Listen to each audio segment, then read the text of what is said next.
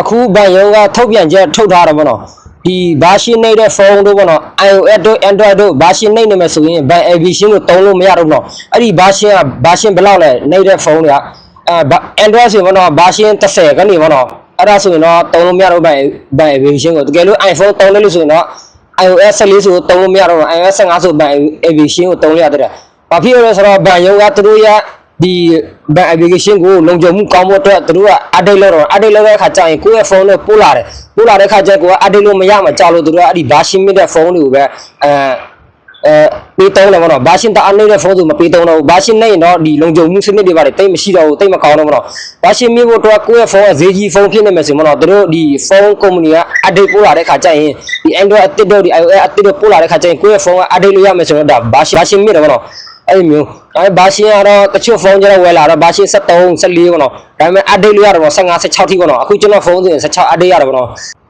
သူတို့ရဲ့ ban aviation လုံခြုံမှုကောင်းဖို့အတွက်သူတို့ကအဲ့လိုမျိုး update ခိုင်းပါကိုယ့်ရဲ့ဖုန်းဘာရှင်းနေမယ်ဆိုရင်ကိုယ့်ရဲ့ ban လုံခြုံမှုတိတ်မရှိဘူးပတ်စံလဲပြန်ဟက်နိုင်တယ်ပေါ့နော်အဲ့လိုမျိုးဆိုလို့တော့ပေါ့နော်အဲ့ကြောင့်မို့ဘာရှင်းနေတဲ့ဖုန်းဆိုရင်ပေါ့နော်ဒီ ban aviation ကိုမပြီးတုံးတော့ဘူးကိုယ့်ရဲ့ဖုန်းကဘာရှင်းဘယ်လောက်ရှိလဲကြီးမတက်ဘူးဆိုရင်ပေါ့နော်ဒီကျွန်တော်ထောက်ပြတဲ့အတိုင်းလိုက်ကြည့်ပေါ့နော်ဒီ setting ထဲဝင်မယ်ပထမဆုံးsetting နဲ့ဝင်ပြီးဆိုတော့ရွှေ့ပေါ့နော်ဒီနေရာလေးကိုတိုးမယ်ဒီနေရာလေးကိုတိုးပြီးဆိုတော့ပြန်ရွှေ့ပေါ့နော်ဒီမှာဘာရှင်း Android လို့ပေါ်တော့ Android ကိုဒီမှာတွေ့လား Android မှာ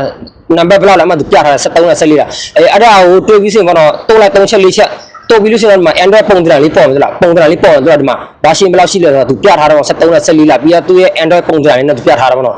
အဲ့ဒါကိုဖိနေပြီးဆိုတော့သူရဲ့ဘာရှင်းအလုံးလုံးပြအောင်ပေါ့အဲ့လိုမျိုးဝင်ကြည့်တော့ပေါ့ဒါပေမဲ့ဘာရှင်းနေမယ်ဆိုရင်တော့မတုံးတော့ဖုန်းတစ်လုံးဘာရှင်းမိတဲ့ဖုန်းကိုတုံးမယ်ဆိုရင်တော့လုံခြုံမှုပိုကောင်းတယ်ပြီးတော့လည်းဒီ software တွေအားလုံးကို update လုပ်ရတာပေါ့နော်ဘာရှင်းနေတဲ့ဖုန်းဆိုရင်တော့ software လုံခြုံမှုလည်းမရှိဘူးတချို့ software ဆိုရင်တုံးလို့မရတော့ဘူးပေါ့နော် update လို့မရတော့ဘူးဆိုရင်ပေါ့နော်အပြည့်ဆိုဒီကိုတုံးတဲ့ application တွေအားလုံးကသူတို့ကအများအားပဲအလားတိုင်းအနည်းတိုင်းသူတို့ update လုပ်ပြီးတော့ကိုယ့်ရဲ့ဖုန်းပို့လာ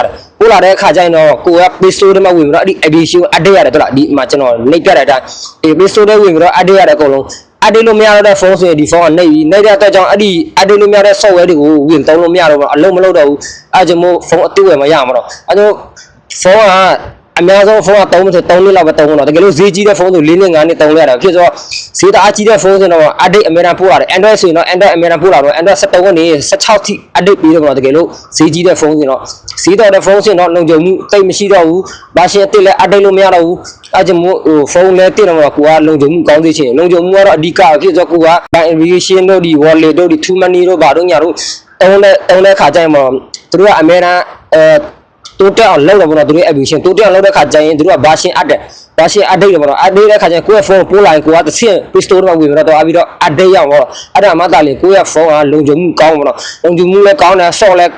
ပေါ့ပါတော့ပေါ့နော်အဲ့ဒါမို့အဲ့ဒီ